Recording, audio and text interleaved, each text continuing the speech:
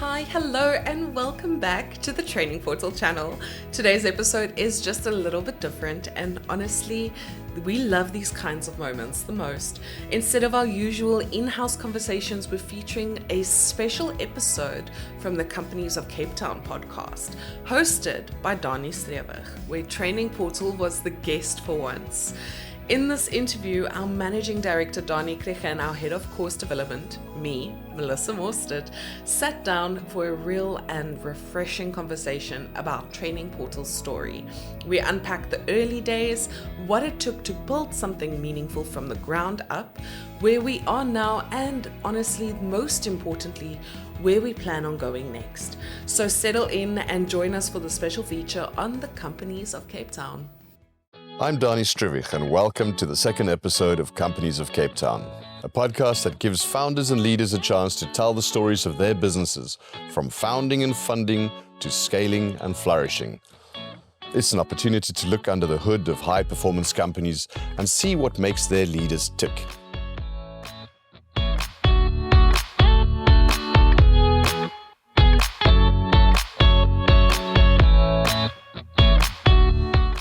Today, we're talking with Danie Krige, Managing Director and Founding Director of Training Portal, an innovative and disruptive player in the skills development and training solutions space with in-house, on-campus and community campus initiatives. Later, we'll also chat with Melissa Mostert, Head of Course Production at Training Portal, as well as podcast host of the Training Portal podcast. Danie and Melissa, welcome to Companies of Cape Town. Danie, tell us a little bit about your background. What were you doing before you started Training Portal? Well, I studied law, and I did my articles. I always chat to my wife who regularly these days say, after all of the years, that was actually those 2 years of articles were actually the most stressful and I guess the most valuable years of our careers.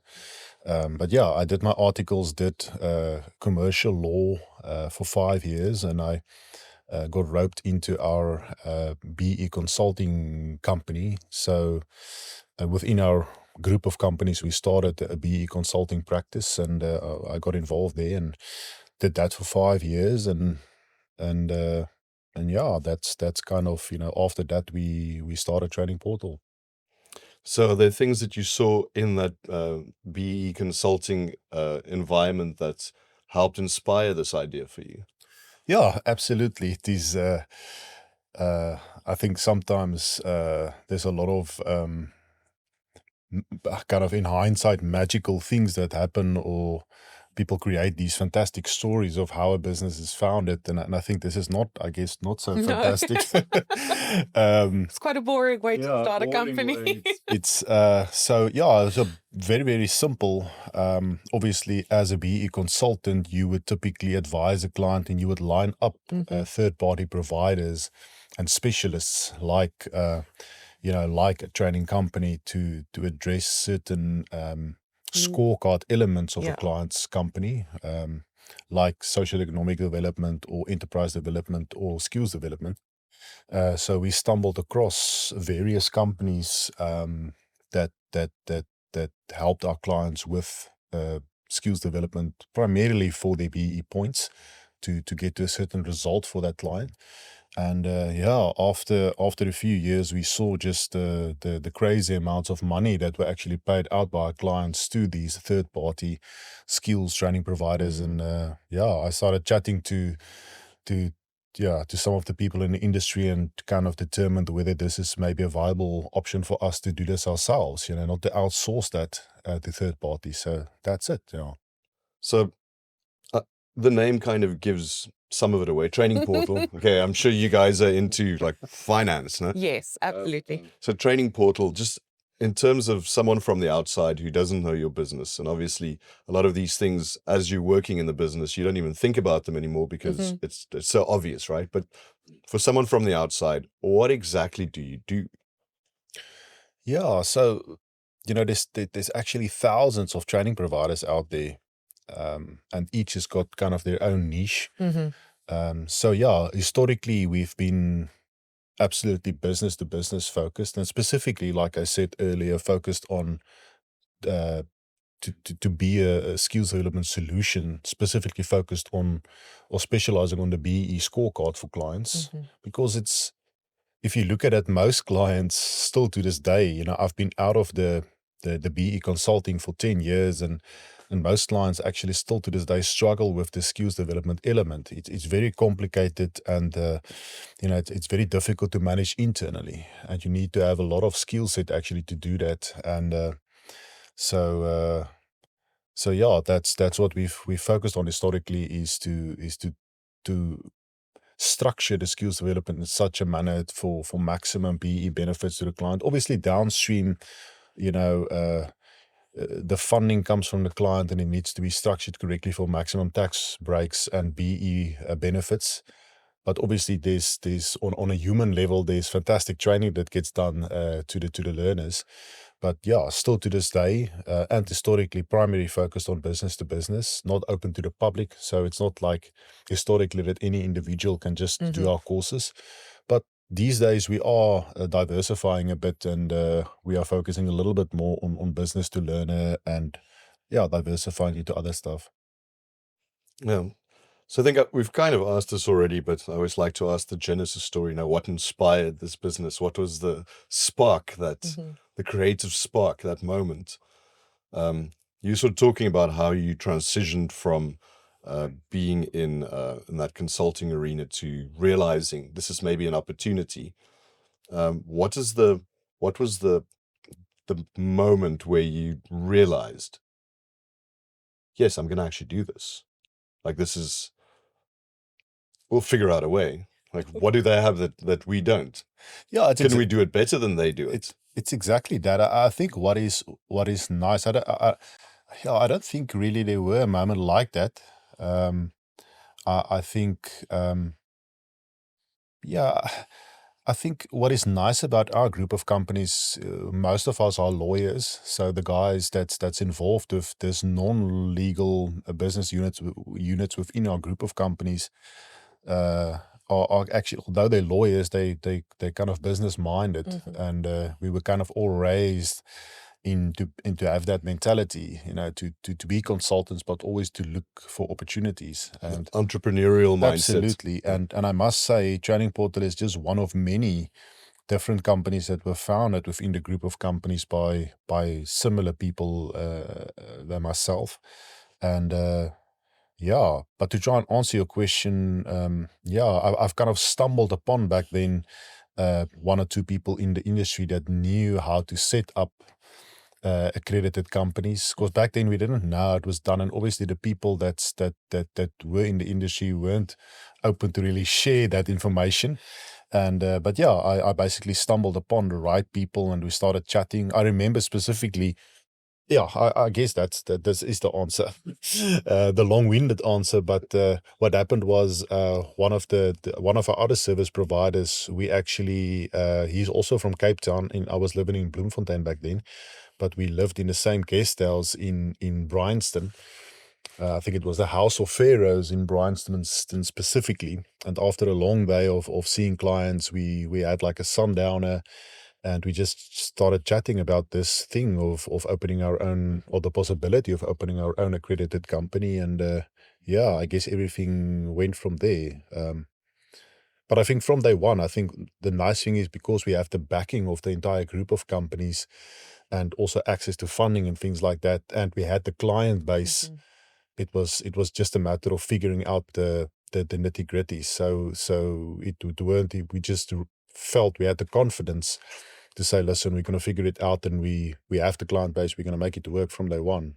So Danie, tell me, in terms of the funding, was that just, you were just saying because of the group of companies, that means that you had all of these expertise, you had access to funding. Yeah. Was that just a simple dot the I's and cross the T's moment, or did you still have to put out proposals and so on? I mean, no, absolutely. No. Listen, it's still, it wasn't overnight success, and obviously we have a board, and there's a lot of people that had to make decisions to whether we're going to go ahead. So we had to do proper market research and put the thing together. And but I think two things were critical, as we had the client base, and we could convince them we felt we could convince them to come over to us from day one when we accredited.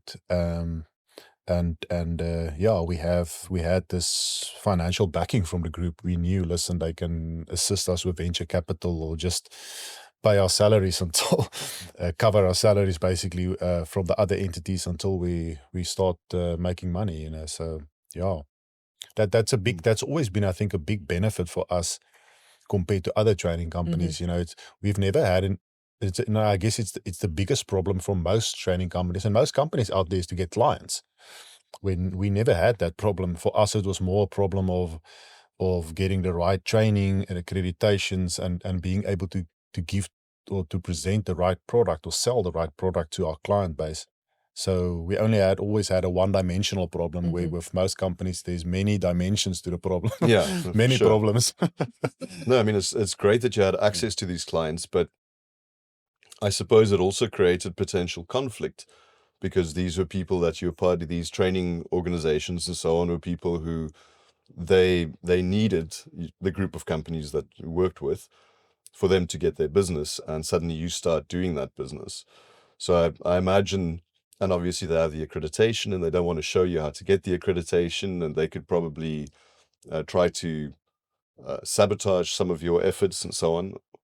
Yeah, no, it's true, and I guess there were a little bit of tension back then, but I think we always structured everything in the right manner, contractually and personally, in our relationship management. So we kind of felt, and not felt, but it's an interesting thing if you're a BE consultant, and again I see this till this day that as a BE consultant, because what happens, you take the ultimate responsibility. And it's a multi-million, it's nothing. Most of our clients are multi-million rand turnover companies. Let's say you're a big transport company, 500 million turnover, you've got a massive deal with a mine or something, and that mine or that deal is dependent upon you maintaining your BE level.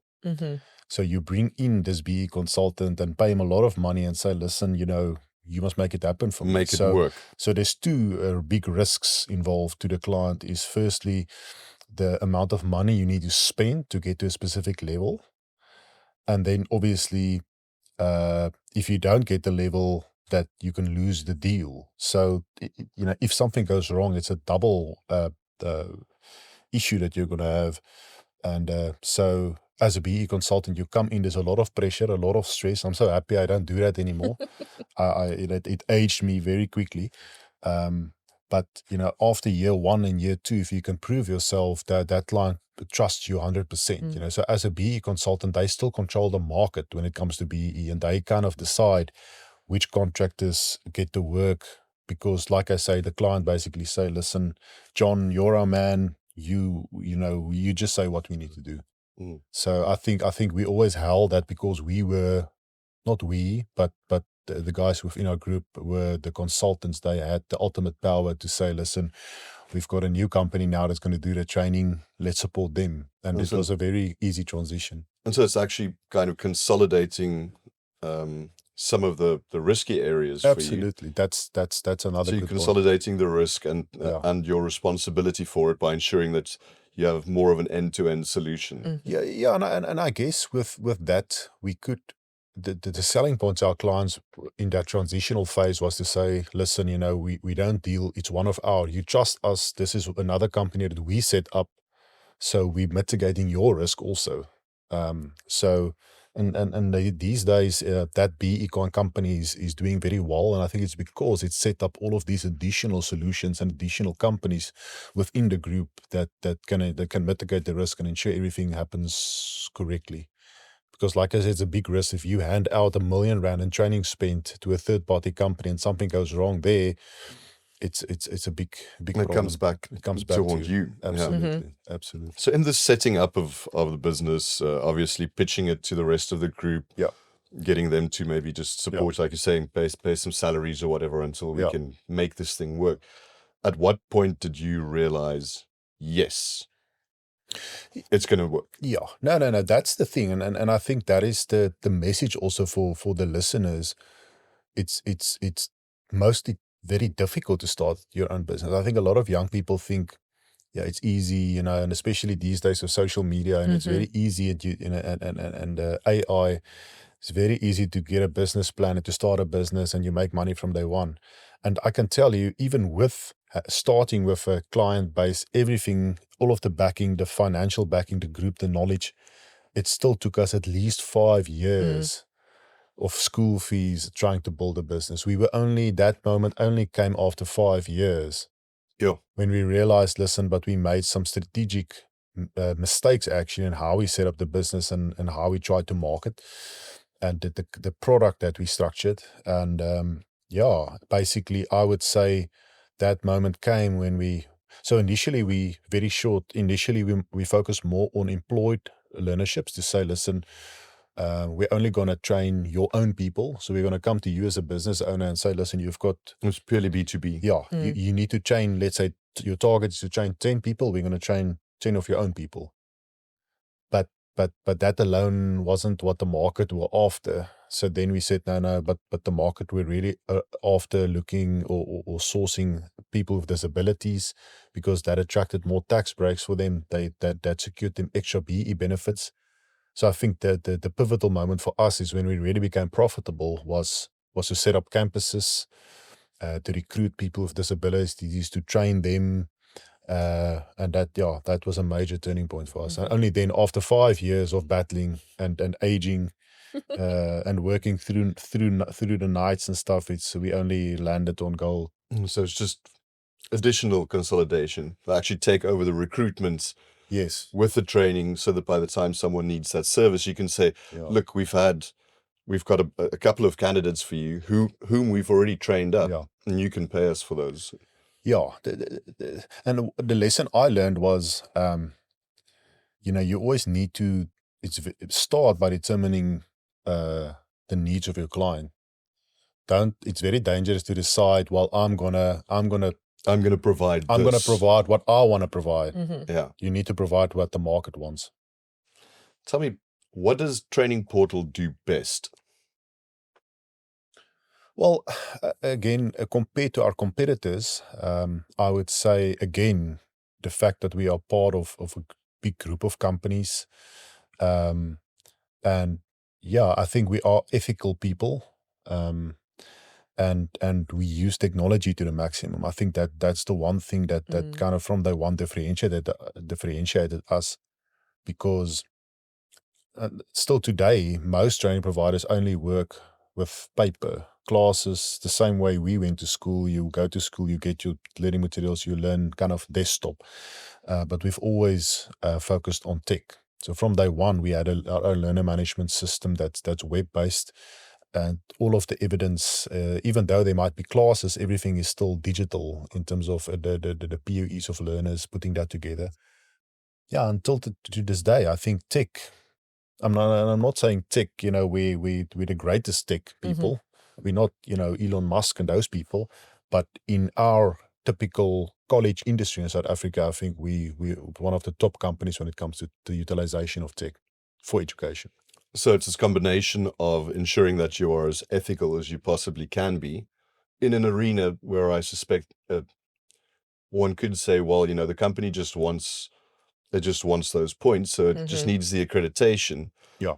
And Melissa, as you already pointed out, I think it's really important that you have to consider those human beings and the actual skills you develop, because in the longer run, it's not just for the business who's taking that on, it's actually for the whole of South Africa, right? Absolutely. And I believe with all business, you need to be as ethical as possible. It is not, I think, a negotiable, So, and I think that comes from all of us coming from a consulting background, where we try to save clients money. Instead of making a quick buck, we said we rather want a long-term relationship. And you get that by being honest and not chasing money necessarily, is to provide the most cost-effective solution to a client. So I think that in us being almost a little bit conservative, I would say, helped us to grow. Yeah. So I had some questions about evolution of the company and so on, but I think you've already addressed that. I think it's an important explanation to realize, as you did explain, that you come from this place, we think this is what I'm going to provide, and you have to pay your dues and make all the mistakes, and eventually realize, oh, actually, the client wants this, and you develop those things. So No, and you still I still do that. I literally did that like a week ago. I could have just said, because the client said, listen, just give me a skills development proposal for learnerships. So I could have, if I only wanted to chase money, I could have said, listen, here's the proposal. We're going to do 10 learnerships. We're going to make X amount of money. But I think it's always that consultant in me. I said, listen, is this ethical? Because so then I went back to our BE consultant and say, listen, before I do that, work out the calculations for me first, determine, will this proposal benefit the client optimally? And so in a way, I shouldn't be involved in business development because, it's not positive for the company always in a strictly financial sense. But I think, again, because the entrepreneur in you wants to get the deal. Yeah, exactly. But you have to step back and make sure that there's that part of me that says, listen, is this to the benefit of the client? And like I say, I believe rather sacrifice the gains for this year, the financial gains, but get it over the long term. Because a lot of companies, especially in our industry, came in, they made a lot of money very, very quickly, drove Ferraris, and they went under just as quickly. Yeah, I think that longer term view is important. And it sounds like the company has evolved over time to ensure that it has the necessary things in place. So, for instance, when you do feel like, let's just close the deal, you have someone that you can consult and say, listen, just please go analyze this for me and bring me an answer so that we can work from that, from sort of an SOP that we've already got in place. So I know you guys have an in-house, an on-campus, and community campus initiatives, right? Like, please talk me through these and why you have this hybrid of different approaches. You want to answer? No, go ahead. I will interrupt you as need be. Don't worry. It's a new thing that we started. So actually about 2 years ago, again, I was approached, I think, by that same person. I'm not going to mention names, that actually that I had a meeting with at in Bryanston, but he was, he's based in Stellenbosch, and he said, no, but why don't you guys start? I know this NGO company that's involved in Stellenbosch. Why don't you partner with them? And they want a campus. And so we started that. That was kind of our first kind of community campus concept that we started about 2 years ago in partnering with Usiko from Stellenbosch. And then we said, well, then we opened a campus in about a year ago in Katú. And we realized, or we identified, there's a lot of people from the community, because Katú is so isolated. There's no universities. There's one or two schools. Up in the Kalahari. There's nothing there, and with the we found that just the logistics and the cost of people having to send their kids to colleges, maybe in Bloem or Kimberley or even Joburg, was a big barrier. So we decided from day one there, we're going to open up a campus with three sections. The one being formal learnerships, the other being where we kind of hire out our facility for use for meetings or training for other entities, and then a community campus where we felt, listen, we're giving back to the local community by saying, there's the certain amount of our training we're giving away for free to the local community. And that's something that's been a great source of joy, I think, for all of us, and to see the excitement of the local community and young people in Katú getting involved, and the stories and stuff. So for us, it's absolutely a win-win. We give back to the community. And it's a great marketing thing for us. Also, we can splash that and we truly contribute. So it's actually a concept that we want to pursue further, and as we expand our campuses, we want to add that element to it on giving back and free training. No, it's amazing. What kind of I'm just intrigued in terms of those community colleges, the community campuses, sorry. What kind of training do you tend to give away for free? I mean, are there basic things in terms of managing a municipality, digging necessary trenches, Yeah. I don't know, electricity? No, many things. So what we did was we call them rapid learning courses. So we took a lot of our historically accredited content and Melissa and her team, reshaped them into rapid learning courses because by its very nature, a lot of or most of all accredited training are very heavy for learners. It is a 150-page learner guide. It is a lot of assignments that needs to be done, a lot of tests and things like that. So, and it's very long-winded, actually. They don't come to the point, and we said, listen, and that for some reason, we started doing that long before the community campus, where we said we want to create these rapid learning courses, summarize it, get to the point, add nice interactivity, make it actually user-friendly for the learner to get the skill set. So luckily we sat on that, or we had that, and we said, right, let's make that available. So I mean, we're sitting now on about, I guess, 50 plus of those courses, and we keep building them the whole time. And the nice thing is we consult with local communities, so they give us feedback and say, listen, let's say in Katú they will say, listen, but there's a big need for basic health and safety training or fire and safety training that's mining related. And in Stellenbosch, they said, no, let's say Melissa can come in, but let's say training on how to build a CV, how to apply for jobs, workplace readiness, So maybe I have a degree or I have matric, but I don't know how to operate in a workplace environment or in a corporate environment. So that's the nice thing is, we keep creating these courses fit for purpose in the local communities, and so that we can give that away for free. So those communities essentially become your client, and because of that feedback, you can figure out what those clients want, and you can keep adjusting it. Absolutely. And the nice thing is, when I visited Katú the other day, I was like, went to the Woolies food at the garage there, and as I was paying for my meat pie, the lady saw I had my Training Portal branded shirt on, and she said, Training Portal, I know you guys have the campus there, I want to go there one day.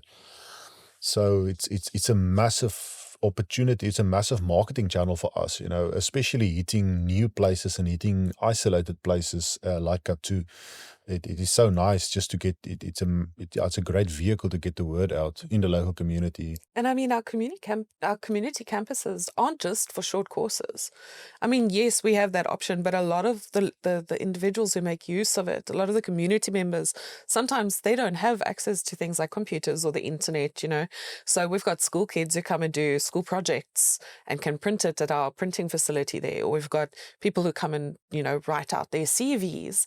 So we're providing for that as well. We're giving them access to that too, while building up their skills. If they feel, okay, I want to beef up my CV, I'm missing these soft skills, or then they can say, oh, Training Portal's got this list of courses, let's find one.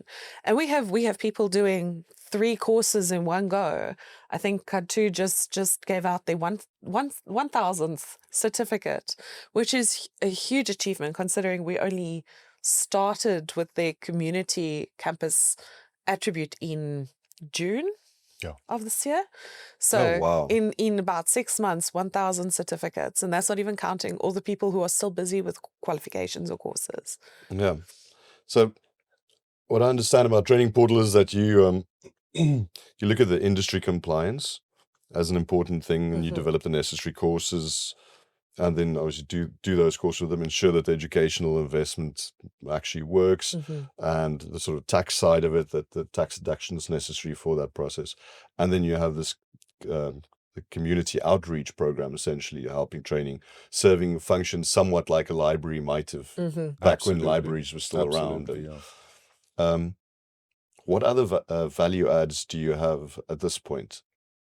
Yeah, I think we are diversifying a lot. So again, we're going into tech, we're doing fantastic marketing. So Melissa's department, because we actually started building a lot of our own courses, and it's online, and we realize there's a big need for that. So we're busy now with projects like for agricultural companies where they have a need for agricultural training for they might sit on 2,000 or 5,000 employees that they want trained in their production processes. And typical, on these commercial farms, they've got many farms and many locations, and it's extremely difficult for them to properly train on all of those areas. Because they buy new hardware, that's a new Absolutely. technology. Now they've got to train all of these people in new Absolutely. technology, and you can actually facilitate that, build And the it's courses. across multiple farms or areas.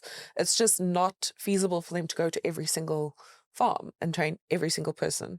So that's why something like our system, the way we do things kind of comes in handy, because we work with that client using their procedures. We create their customized course and their customized content, and we send it out to everyone. They will get their own logins, for example, and then they can do it, and then they get that exposure, but they're also getting their workplace exposure. So they've got that real world scenario at the same time, which just builds on their learning experience. Okay, so you introduced the idea of your system. I know that you have an LMS, a learning management system. You hinted earlier that technology is really important in the way that you get this education out. I suppose, tell me about your tech stack. Like, what does this LSM look like? Well, we make use of Moodle as our LMS, which is one of the most popular LMS systems, out there at the moment. But we have almost personalized it in such a way and added our own custom plugins, or found plugins that suit our learners specifically, which is more catered towards, like Danie said, we work a lot with disabled South Africans, but we also keep the South African context in mind. I mean, not every South African that is doing things like rapid learning courses has had access to computers or, that sort of system before. So it's very difficult for them to navigate. So we've almost catered our whole system towards keeping those things in mind, with custom plugins or H5P activities to keep it interactive. So in essence, we have made learning easy for the learners, but on the back end of things where we work, it might not always seem that easy. You see the back end of things and you go, this is the most complicated system. But as long as it comes across as easy for the person using it, that's the most important thing, because that's the only way that they're going to be able to, utilize it successfully. It reminds me, I forget which author it was, which two authors, but the one wrote a letter to the other one.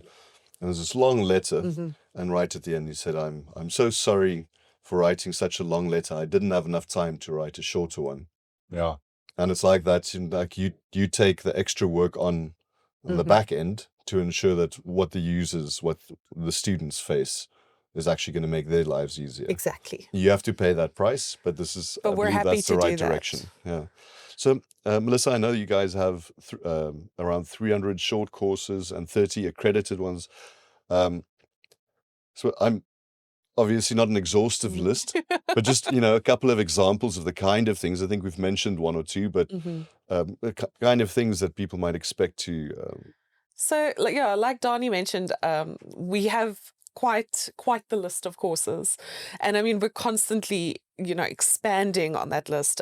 So we have rapid learning courses, which are our short courses which make use of like accredited material for qualifications that are no longer accredited by QCTO.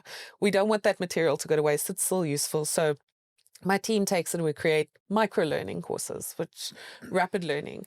And examples would be, and the most popular ones, I actually generated a list just last week. It's workplace skills. Those soft skills that you don't learn them in schools. Things like how to set up a CV, or, basic cybersecurity, or what is AI, how to find AI in like certain marketing things. People want to know that because so many people are getting caught out by things like that. Or even client relation things, conflict management. These aren't things that people are going to just learn, in a school, even in a normal college. They don't teach those soft skills. It's what you usually learn on the job. So to make it easier for a lot of work goers who are looking for jobs, we set them up with those sorts of skills, and then they can go and practice what they've learned in their workplaces. And then we've got our actual QCTO qualifications, which are, learnerships and longer courses. Like project management is a very, very popular one at the moment. And like Danie mentioned, our safety, health and safety courses are very popular. But we're also in the future looking at things like truck driving or cloud management, or even end user computing. So everything from the very, very basic computer usage all the way up until how to manage your own cloud in a business. We're trying to find areas within the different sectors and find what the biggest needs are across multiple sectors to build on that. Yeah, I think that's what Danie was saying is that you started from this, what can we offer, towards what do the people really need. And that's the most important. If you've got those feedback loops that allow you to keep on creating content and courses, whether they are fully accredited or not, even if they just help people develop the skills that they need. You're saying soft skills, I mean, as simple as shaking a hand, looking someone in the eye. If you didn't grow up with that, so they didn't teach you that at school, you walk into a business environment and you're actually at a massive disadvantage. And so, yeah, incredibly important to develop those skills. How do you translate industry jargon into something normal people understand? Oh, believe it or not, I think this is actually one of our superpowers. I think we're quite lucky, especially my team.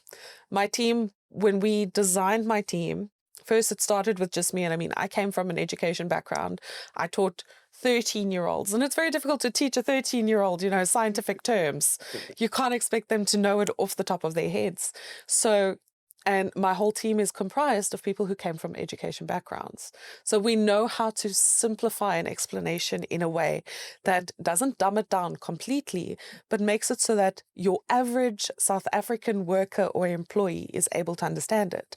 Not just, that industry expert who set up the material to begin with.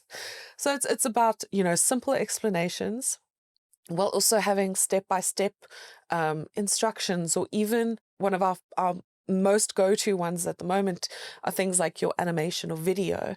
Getting that visual helps a lot of learners with the more, difficult to understand jargon terms. Excellent. I'm all for simplification. No, the opposite of us being solemn. I think John Cleese has a lovely little bit about solemnity and how ridiculous it is. The moment you try to be serious and use all the jargon, and that there's actually a simplicity, and we can get to what we actually need to know or understand to get the job done. So what is one challenge that you didn't expect at all, and how did you overcome that? Yeah, there's challenges every day that we don't expect. Yeah, I think the biggest one was exactly what I mentioned earlier. The fact that based on our initial structure and how we put the products together, we realized there's just no market for that. There's no demand for that. and you just see there's no takers, but especially in the beginning of a business, you think, well, they'll come around, and there's maybe other reasons why it's not that, because you don't know in the beginning that it's because of the product. You begin to ask questions about your team. Is Danie the right person, as an example? Is Melissa the right person? And I think you almost, you don't want to. That's always the last conclusion, is that there's an issue with your product. You always think of other stuff. The marketing isn't good enough. Let's rather focus more on that. Put in more money in that. So, yeah, that's the big lesson that we learn. And there's the most so unexpected thing. There's so much of a sunk cost fallacy around the product, right? We've already built the thing this way. Exactly. Yeah. Now it just has to work. Yeah, exactly. And it's difficult to go reimagine and be critical of those initial ideas. Yeah. Hello and welcome to Training Portal, your trusted partner in skills development and BEE advisory. We are excited to share with you how we can support your business's growth with our expertly designed training solutions. At Training Portal, we are proud to be a leader in skills development consulting and a multi-accredited training academy, committed to solving your unique challenges through innovative and cost-effective solutions. Whether you are looking to enhance your team's skills, comply with industry regulations, or maximize your BEE scores, our extensive range of over 300 short courses and more than 30 fully accredited qualifications cover all your needs. From agriculture to information technology, our CETA and QCTO accredited qualifications are designed to provide comprehensive learning experiences. We here at Training Portal understand that every organization is unique. That is why we tailor our training programs to fit your specific requirements, ensuring maximum benefits within your available resources. Our innovative learning platform allows for flexible, self-paced study, available both on-site at your premises and through our Training Portal campuses all across South Africa. Our process is straightforward yet impactful. Starting with a detailed consultation, we develop bespoke solutions that align with your training, financial, and BEE objectives. Success stories from our clients across 18 industries are a testament to our commitment. With Training Portal, you achieve more than your training outcomes. You gain a partner who stands by you from the initial consultation through to the continuous management of your training program. We cater to a wide array of training needs with meticulously crafted solutions. Beyond our main campuses, we have also developed a community campus initiative, bridging the education gap in rural and disadvantaged areas. Through partnerships with forward-thinking companies, we provide accessible, accredited training and rapid learning courses, directly empowering these communities. This initiative not only fosters local talent and meets the partner's skills development objectives, but also contributes significantly to the socio-economic upliftment of the areas we serve, embodying our belief in the transformative power of education for all. Thank you for considering Training Portal as your skills development provider. Visit our website at www.trainingportal.co.za or contact us directly to learn more about how we can help you meet your business's skills development objectives through tailored training solutions. Step into the future of training with Training Portal. How do you approach innovation and staying ahead of your competitors? Because I assume that as you become more successful, other people will see it and they will start to hunt it down. They'll try and see if they can emulate your success. Yeah, I think, let me just put this here. I think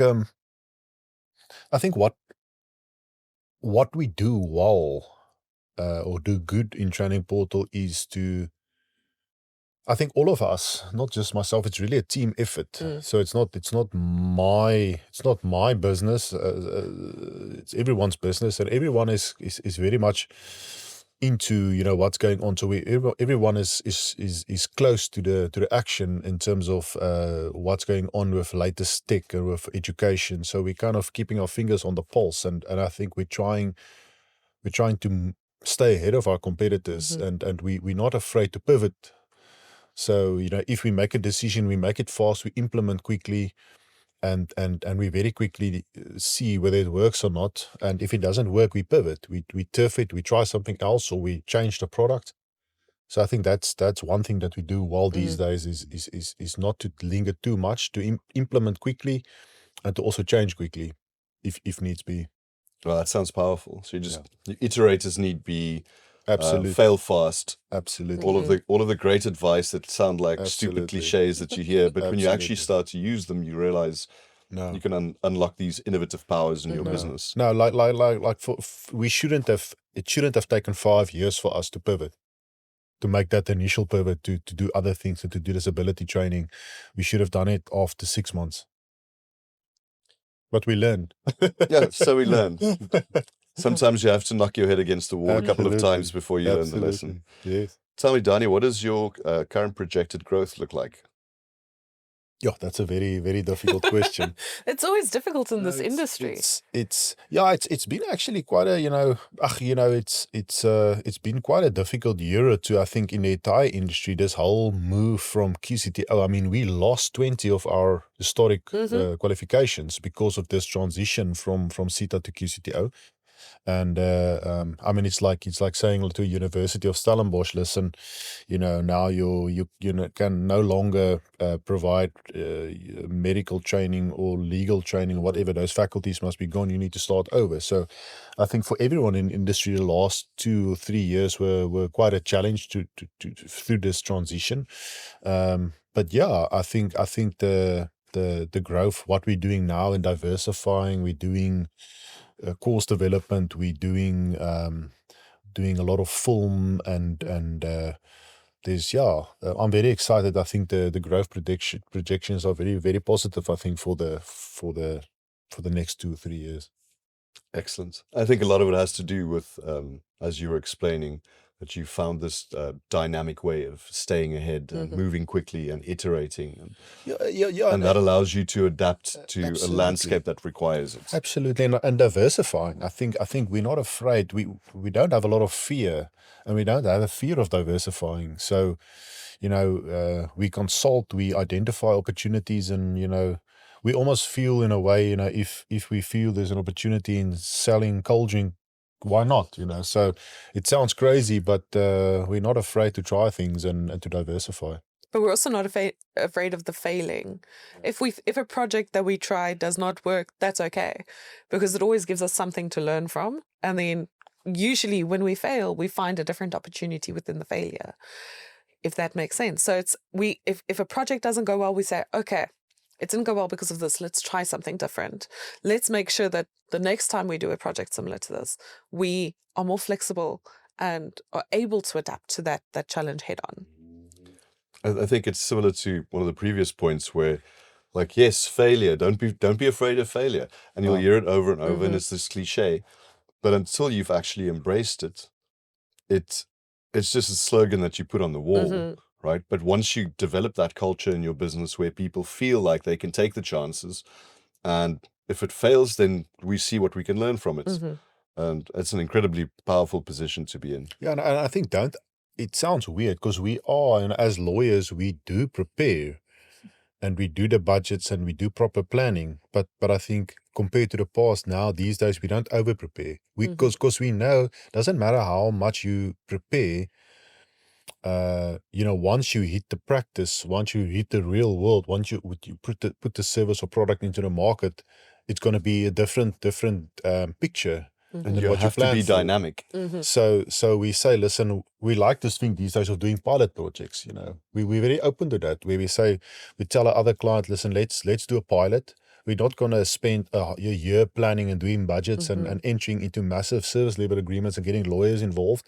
We say, right, let's quickly determine what's our risk. Let's do a pilot. We see how it goes, and no pressure, and so that helps a lot. So if I were to join Training Portal as an employee, what should I expect in terms of the culture? I think maybe she must answer. I think it also depends on which department, I guess. Which is the best one? Mine, duh. Always. No, it's difficult to answer a question like this because a lot of companies will say things, we're like a family, and that's always a very there's some dysfunctional families in this world. Exactly. No, but what I think we do very well is our managers. We've got some amazing managers, and I'm not just saying that because I'm one of them, but we don't micromanage. Everyone has that freedom everyone knows what their job is. So they have that freedom to explore within their role. And we have such great communication, especially between departments, and collaboration between departments, that when something is changing or when one department is facing difficulty, it's very easy for another department to say, let's look at it from this point of view rather. Let's try changing it up this way. So I think we are allowing those who work with Training Portal, in Training Portal, you have that opportunity to grow within your role and to even expand into other roles. I mean, when I started by creating courses. It was just me. I was creating CETA courses. I think in 6 months, I developed 12 courses, which is insane for someone like me. And since then, we have, I will say, Danie, you know what? I've got an idea for this. Let's see if we can do this. And he'll say, okay, cool. come up with a proposal. Let's see the logistics of it. If it works well, it works well. If not, it's something to learn from. So yeah, I think our teams are great in that sense. We know how to work together, especially, I mean, all of us are remote workers, other than if you're on the campuses. So all of us have our own offices. We work, remotely, and it's that collaboration and that communication is still there as if we were in an office setting. But yeah, we're a family. We're a great big family, a family that doesn't see each other every day. It sounds weird, but I'm a big believer, since COVID, a lot of us, just started working remotely and it remained like that. And I think for me, it's, for the managers and stuff, and maybe for most of our staff members and senior people, it's for me the best thing. I think it's contributed to the company a lot in working remote. I mean, if you look at every one of us can be, you're comfortable, you sit and work in your shorts and pluckies and like Ida, that's our marketing manager, she lives in Fishhook and she can sit, and look at the sea, and I think it contributes to your creativity and being comfortable, and it also, everyone, you can create your own environment at home, because I've been involved, I've been involved in companies where, it sounds fantastic. You all go to a office, but if that office is uncomfortable, it's not a nice environment. It's not an environment you can really change. So I think that's worked to our benefit. And that also adds flexibility to people. So someone can wake up early, Yeah. work for 2 hours, Why then not? take the kids to Yes. school, Yes. Exactly. come back, have breakfast, then Yeah. work again. Yeah. And sort of schedule it, and obviously have some kind of Yeah. time where we expect Yeah. people to be available. And it Depending sounds on the strange role. because, I mean, you're working from home, but you have more of a home work-life balance than people realize. I mean, yes, work is important, but we strongly believe if you're getting your tasks done, if you need to go and take a half an hour break to go and fetch your child from aftercare, then go do it. It's just, as long as you are meeting your deadlines, as long as you are collaborating, as long as you're available when you say you're going to be available, we think then, you have that freedom of almost not working according to someone else, but rather working for yourself within company guidelines. And so all of this, you see that reflect in your staff growth and attrition rates? Absolutely. I mean, my staff at the moment is, I like to brag because honestly my team is fantastic. No, the thing, like, I'm quite proud to say Training Portal doesn't lose staff. Like, we don't have people that are unhappy, and if they are unhappy, they feel comfortable enough to come to their managers, and I think a lot of companies don't do that. You don't feel comfortable going to your manager with a problem. A lot of the time it's, internal. And like, the sort of communication you have, I find, is quite vital in that sense. Danie, I don't know if your opinion could be different, as he's our overarching manager. So Yeah, no, it's a nice team, and for some reason, we just got the right people, and we all enjoy what we do, and again, I think we all take responsibility, and again, working from home, most of us work way more hours than office hours because you don't have that dynamic of, especially in big cities, sitting in traffic for 2 hours to get to work. You're already gutful if you get to work, and then and people with families, and kids and all the stresses. So I think there's way less stress. It's a massive benefit not to sit in traffic. It's hours you can spend in the mornings going for a swim or going for a jog. So no, for us, it's critically important to get positive people, to ensure people are happy, because happy people will be committed and they'll work hard. mm. No, it sounds amazing. Yeah. Where do I sign up? Yeah. Do you see any trends in the industry? Let me be more specific. Do you feel like you guys are sort of the trendsetters in the industry and that other people are copying that? Are you looking at specific other players in the industry who might be following different trends that you'd like to emulate or that you think might be worth looking into? I think you always have to look at your competitors, to not to copy, but to see what is out there. I know one of the biggest trends that I think we started quite early on, and I'm quite proud to say we did, is the whole micro-learning approach. That bite-sized learning. Employees don't have the time to go and sit and do a year-long qualification. I mean, they're working long hours at work, and then they have to go home and study. It's sometimes not feasible to do that. But to be able to, structure a qualification into these tiny modules, bite-sized learning essentially, half an hour a week. Okay, cool. Yeah, I can do half an hour a week. I can do 10 minutes in the morning each day for this week, and I'll be able to complete it. And a lot of competitors weren't doing that up until like recently. So I think that is one of the things that we instigated almost, yes. And we are noticing now is becoming a much more, ongoing approach for a lot of other companies like ours.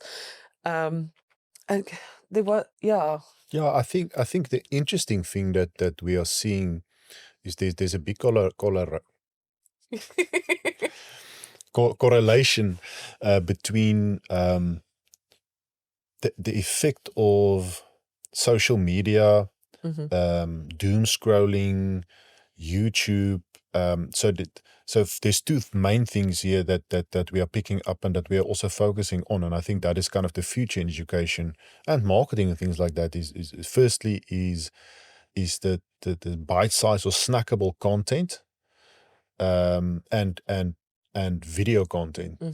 Nobody reads anymore. People will, and we would all agree here, if you're not sure about something on how your phone works, or there's something wrong with your car that you want to try and fix, you don't go look for a long, you don't go and consult your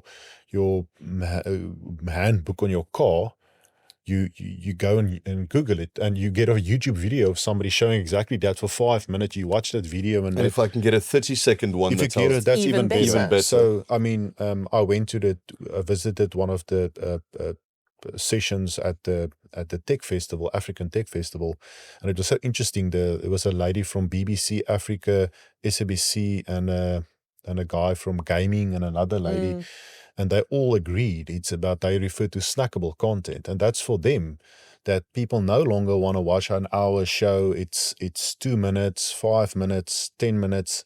So that's what we are looking at in terms of our marketing, in terms of the educational content that we do. We're busy introducing more and more video content, and we want to make it as short and as effective as possible, because people don't read anymore, and they don't want to spend. They're used to that concept of if you're not grabbed within the first 2 seconds of something, you scroll on. So we're living in a different world, and we need to adapt. I think also the relatability of content.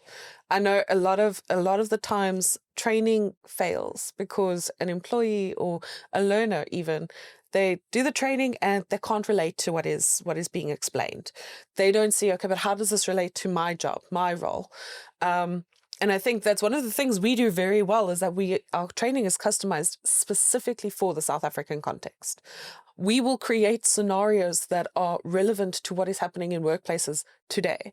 It's not, and we will constantly adapt it as the workplace scenarios adapt, because learners want to be able to learn small amounts, like in a half an hour, but they want to see, okay, how can this relate to my current position? How can I use this checklist tomorrow?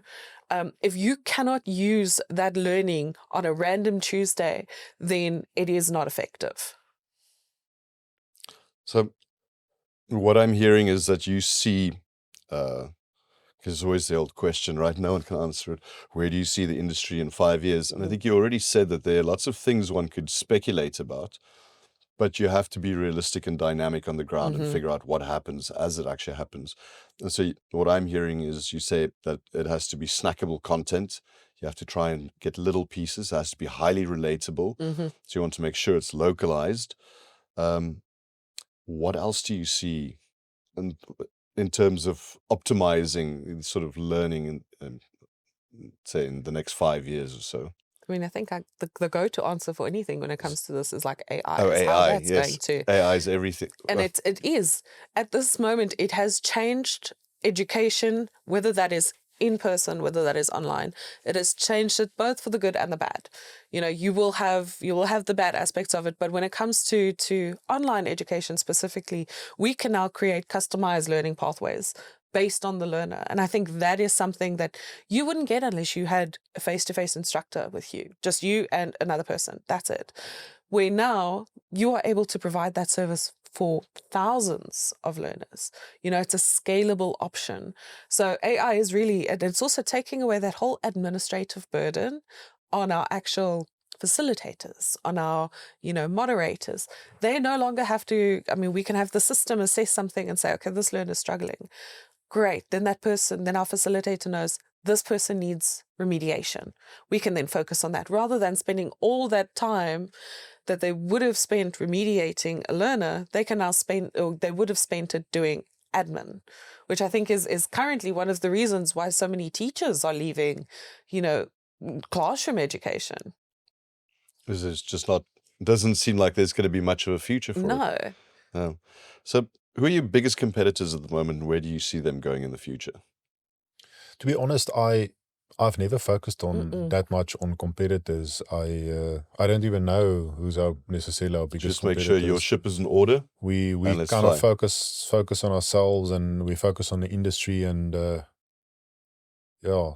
we offer such a wide range of services that a lot of our, quote unquote competitors, anyone who offers something similar to us, yes, they might be bigger, yes, they might have more funding, but we also offer, customization. We offer learner reports, we create custom plugins.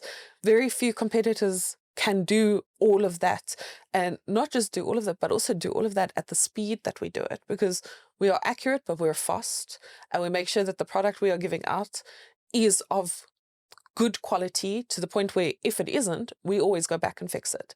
And competitors, regardless of how many people, it's a numbers game, and we don't see it as a numbers game. To us, it's a matter of, are the learners getting what they need from our service? Are our clients getting what they need from the service? We are very, I think, people orientated, and very few competitors are able to say that. Because essentially it's your product. It is. So if you're product centered, then you're going to innovate and you're going to make great things, which is, I think the best possible approach. Tell me, any new projects for Teaching Portal in 2026 that you're excited about, that you're willing to talk about? Yeah, no. I think we're busy with all sorts of new things, but I think our for me is the most exciting one is our Katú campus. So and again, just to reiterate to those young people out there that wants to start a business, again, it took us a year. No, listen to this. As an established business, you knew what you were doing. Absolutely. And did that. Katú it's a big facility. It's our most expensive and the most Lani campus that we have.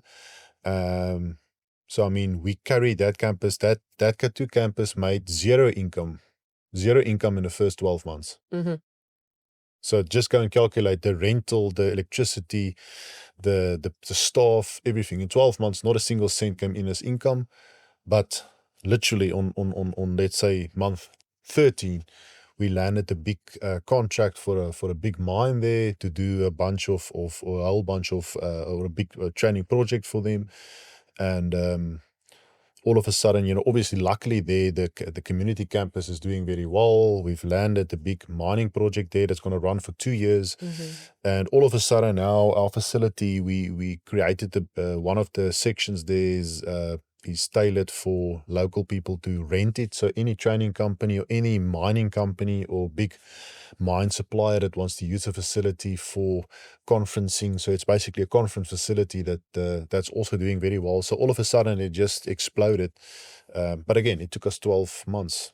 So what you're saying is that if there's any young people watching this who wants to pursue this as a career and sort of create something similar to what you have, they should start with a lot of patience, a lot of money, and be willing to work incredibly hard and innovative. Yeah, and pivot. And I think, again, remember now, this is me and my experience in training. So I'm not saying I know there's young people these days that does tech and maybe different kind of industries where you can scale pretty quickly. Maybe it's much easier.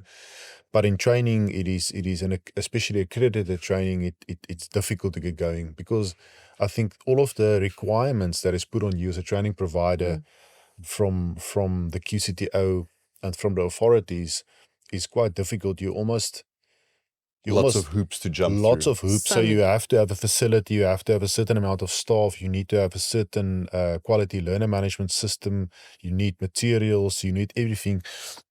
And it's almost as though they're forcing you to almost be like a university from day one. So I think I know a lot of teachers that, let's say that they retired from teaching and they said, listen, I'm a good teacher, let me get my own accreditation, let me start a training company.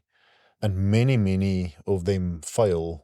And I think the reason is they think it's a matter of me starting small, I'm going to get the accreditation, I'm going to get my course, I'm going to start marketing, I'm going to get one client, and you almost have to start big as a training company to have a chance. Yeah. And that's where the funding comes in. You need that backing to say somebody will carry you for a year.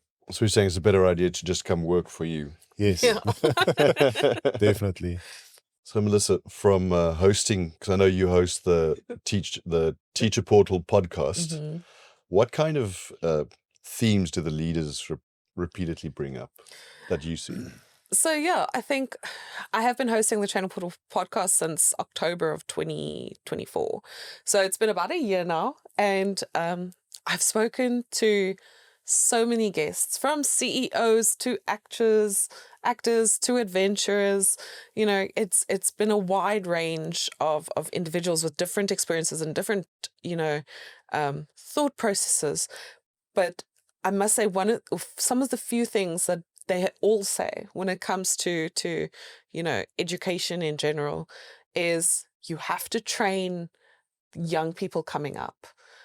You have to focus on those soft skills, because those soft skills are so often overlooked. And when the individual goes into the workplace, they don't know what to do.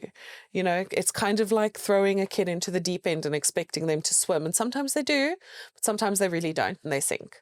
So I think those are two of the most important things, but also the whole, like Danie says, the whole willingness to pivot in a business.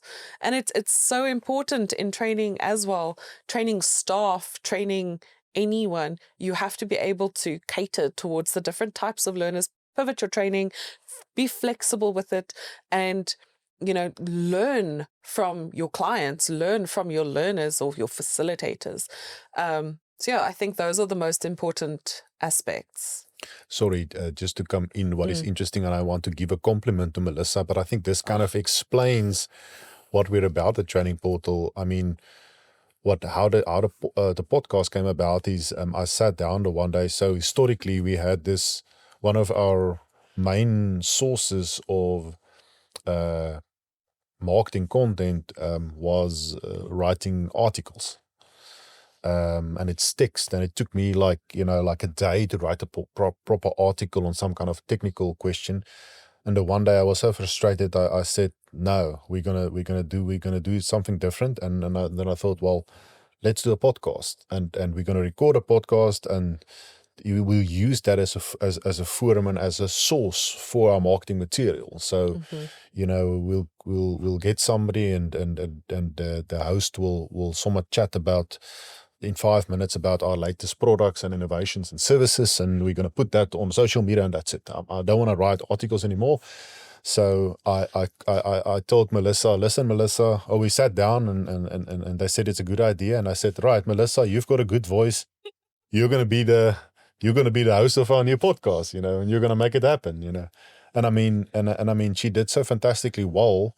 It's almost like she's born to do it, but it just shows, that's kind of how we operate. We say, listen, it's that moving fast, and we say, listen, we know the product, because we told each other, listen, it's not going to be a fantastic product in the beginning, but we're going to naturally learn as we go.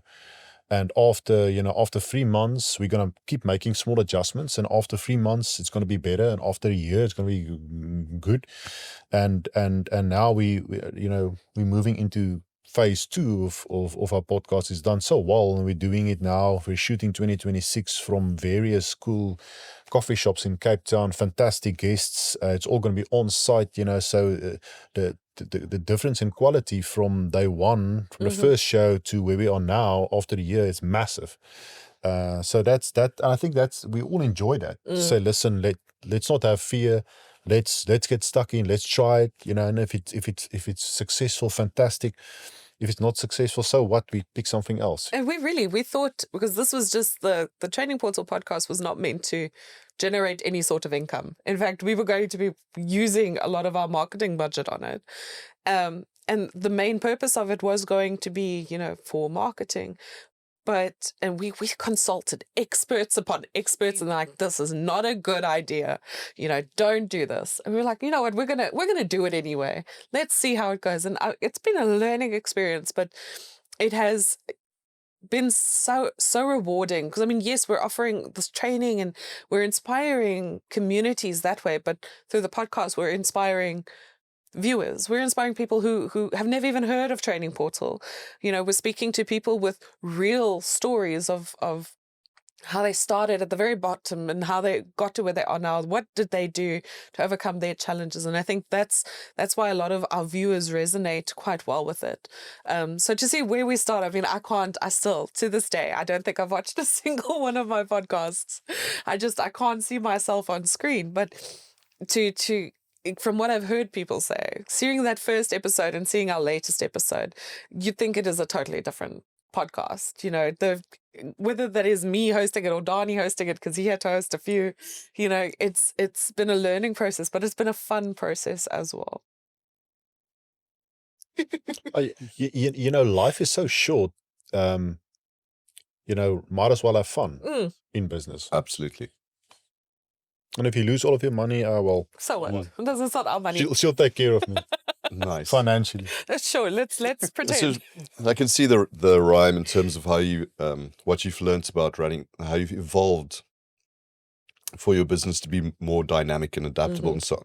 But also what you learn from your learning material is that people want videos instead of sitting down the whole day and writing a long document that no one wants to read. Make a fun video, explain the stuff. People can actually sit for a while and watch a video more than they'd be able to sit down and read a solid document. Exactly. They can put it on in their cars, like audio background, because a lot of the time we yes, they're visuals, but we've got that audio for those who can't, watch something, and I think that is quite important, whether we're talking podcast or even just material in general. People no longer want to sit and read long documents. They want to see a picture that tells them exactly what they need to know. They want to see a 30-minute video explaining the biggest, takeaway from if they were to read like 7 pages long. But I think that all goes back to people want that bite-sized content. They want that bite-sized learning. They want to. We enjoy instant gratification. Absolutely. What do you see the future of South Africa look like, and your place, Training Portal's place in that? That's a very difficult question. Are you referring to from an economic point of view, from an educational point of view? I suppose it's trying to take all the variables of what we have in the environment, which is the economy, it's the politics, it is factionalism, corruption, and whatever else might play into it. And with that, let's say, a change in BEE status and what that might do to training and disruption and so on. But I think we might be going overly complicated for your requirements here. No, it's a good question, and again, I think it's similar for us. I might be wrong in having this outlook. But it's similar to us saying we don't worry about competitors. We're not overly involved or involved at all. I don't watch the news. I think we're just super dedicated to what we do in education, and we believe that what we are building is actually is universal, and it can be it's fantastic products that we're building that can be sold worldwide. So yeah, I'm not that stressed about the the economic or political situation in the country. Although what I can say is that we take a lot of pride in the development. I mean, sometimes we forget what we actually do because we're so involved in the day-to-day operations. And let's say I'm only focused on what's the problems for the day to solve that on a micro level. We don't always stand back and look at what we've done. I mean, we do 130 learnership projects per year, training in excess of 500 mostly African people with disabilities from rural communities with little money. We give them basically, we secure the funds to train them for free, to give them free education. They get a stipend or in excess of 4,000 Rand a month over that whole year. So, I mean, like sometimes we pay 2 or 3 million Rand in stipends out to learners, disabled learners from poor communities. I mean, that is just the social economic impact that we're having is massive, you know. So that's not looking at our course development and stuff like that. So, and the free education. So I still believe there's the focus on education and just basic human development in South Africa is critical for us to move forward and to develop as a country. And I mean, there's so many success stories, great stories. I mean, the one lady that's working for us 5 years ago, she was a student. That was the benefactor of one of these bursaries, if you can call it like that. And year 2, she did so well as a student. Year 2, we appointed her as a tutor. So then she tutored her fellow students, year 2. Then we paid for her to get a assessor's course done. She became an assessor with us. She did so well. Now she's like a junior training manager in the company. That is from a student, from a poor community to becoming a training manager at our company, you know. So we hope and we believe there's many stories like that, and our reach is actually very far on it, and we're making at least in a small extent a contribution to the development of the country. And I believe education is one of the critical. I mean, there's nutrition, especially early life nutrition, but then education is a thing that we have to get right in South Africa. And absolutely, you know, and we're so far behind. You know, I was shocked the other day. I went to Katú, and when we started these classes for the community, and I thought, well, I'm going to be there. Firstly, let me say 2 things. Is point 1, during that same time, I realized, because I thought I'm going to go there, there's going to be a lot of junior people. I'm going to more mingle with the sponsors and the parents of the learners. And very quickly, I realized, I thought, well, there's going to be maybe 20 people that will show up.